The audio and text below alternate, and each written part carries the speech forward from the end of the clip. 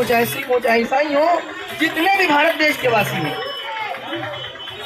उन सबको हम ये दावत देंगे कि वो आए और इस प्लेटफॉर्म के जरिए आज दुनिया में जो आतंकवाद फैला हुआ है, आज दुनिया में जो अन्याय फैला हुआ है, जो अत्याचार हो रहा है, जो जुल्म हो रहा है और जो अधर्म फैला हुआ है, जो मानवता के विरुद्ध बातें हो रही हैं, उसके खिलाफ हम सब मिल करके इमाम हुसैन के नाम पे खड़े होते हैं। अत्याचार के खिलाफ, जुल्म के खिलाफ, आतंकवाद के खिलाफ, ये हमारा नारा है।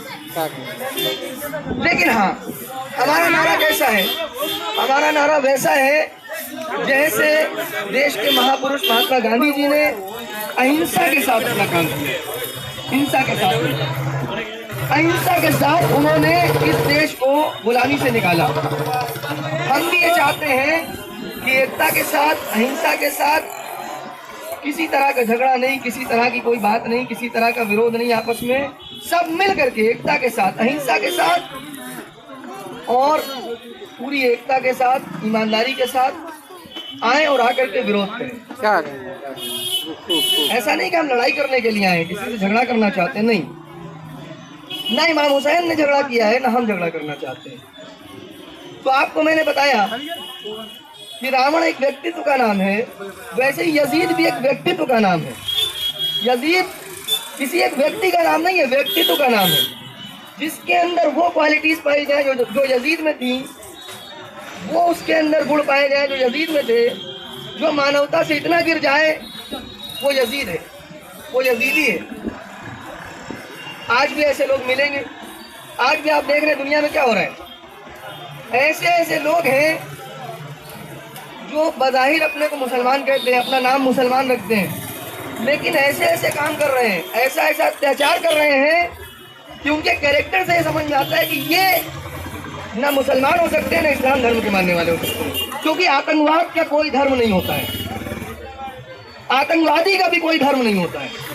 तो ये ना किसी धर्म के मानने वाले हैं, ना किसी मजहब के मानने वाले हैं, ये यजीद के मानने वाले हैं और ये रावण जैसे लोगों के मानने वाले हैं।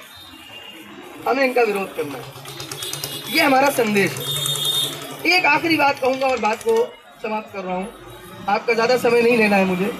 आखिरी बात मैं ये करूँगा कि हमारी कुछ किताबों में ये मिलता है, सब में नहीं, मगर कुछ किताबों में ये इशारा मिला है, संकेत मिले हैं कि आखिरी समय में इमाम हुसैन अलैहिस्सलाम को जब घेरा जा रहा था और उनको करबला ले जाया जा रहा था, इराक की ज़मीन करबला पर, तो उन्होंने ये कहा था कि मुझे किसी और जगह जाने दो, मुझे छोड़ दो और किसी और जगह जाने दो।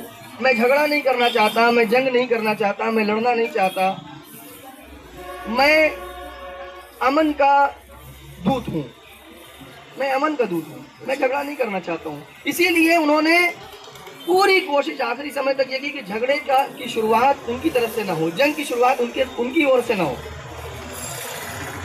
और उन्होंने अपने उस संदेश में, उस संकेत में ये भी संकेत दिया था, कई जगहों का नाम लिया, जिसमें एक बाज़ किताबों में एक बार उन्होंने कहा मुझे भारत जाने दो, हिंद का तस्करा किया, हिंद। मुझे नहीं मालूम उन्होंने क्या सोच के कहा हो, मगर आज आपका सहयोग, आपका इमाम हुसैन के नाम पर आना साहब, ये बता रहा है कि उस समय से भी यहाँ भारतवासियों में कोई ऐसी बात जो थी जिसकी वजह से इमाम हुसैन ने ये तमन्ना की हो। बस दोस्तों, मैं अपनी बात को समाप्त करता हूँ और आप सबका आभारी हूँ कि आपने हमारी बात को सुना।